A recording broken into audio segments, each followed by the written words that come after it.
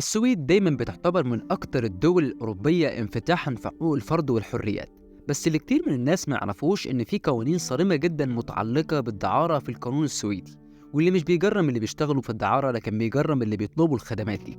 عشان كده السويد اخترعت قانون غريب شوية، وهو لو عايز تدفع هتدفع غرامة كبيرة جدا. في سنة 1999 السويد طبقت قانون بيحمي الأشخاص اللي بيشتغلوا في الدعارة باعتبارهم ضحايا، وفي نفس الوقت بيجرم اللي بيستخدموا الخدمات دي.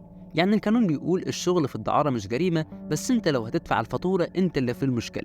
القانون ده فريد من نوعه ومش منتشر في كل الدول. الناس في المجتمعات العربية والإسلامية متعودين على قيم تقليدية أكتر، والموضوع ده بالذات بيعتبر من المحرمات عندهم. ولما بيجوا السويد بيكتشفوا إن في قوانين مش مألوفة عندهم، تبقى حاجة صادمة شوية. بس ما تقلقش، حتى السويدين نفسهم بيلاقوا قوانين دي معقدة وغريبة شوية، كأنك داخل سوبر ماركت كده والقانون بيقولك ممنوع اللمس، بس لو لمست هتدفع. القانون في السويد ليه عيوب برضه، لأنه مش بيمنع الدعارة بشكل كامل، وبيسيب الباب مفتوح لأخطاء كتيرة زي السوق السري، أو زي ما بنقول كل ممنوع مرغوب.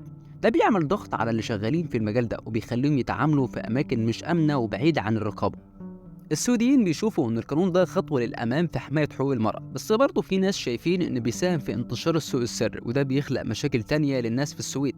والناس في السويد متقبلين الفكرة بشكل كبير، وبيعتبروا إن الدعارة قضية اجتماعية مش مجرد تجارة. يعني لما تيجي تسأل سويدي عن الموضوع ده هيقولك إحنا مش بنشجع، بس مش هنسيبها زي ما هي برضه يعني. ولو أنت مقبل على زيارة للسويد، خليك بعيد عن المناطق اللي بتكون زي ديت، أو اللي بتكون فيها الحاجات المشابهة للحاجات دي.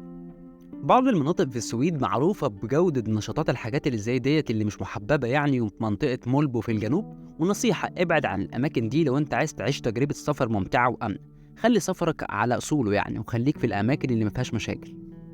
لو عايز تستمتع بالسياحة في السويد، روح الأماكن السياحية المشهورة زي ستوكهولم وجزر الأرخبيل، وابعد عن أي حاجة مش مفهومة أو مش قانونية. خلي رحلتك بسيطة ومريحة، وما تدخلش في دوشة أنت في غنى عنها يعني.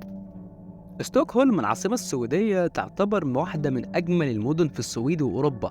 المدينة مبنية على 14 جزيرة وبيمر منها بحر، وفيها معالم تاريخية زي قصر ستوكهولم الملكي ومتحف فاسا، ومجموعة متاحف دوريك جاردن.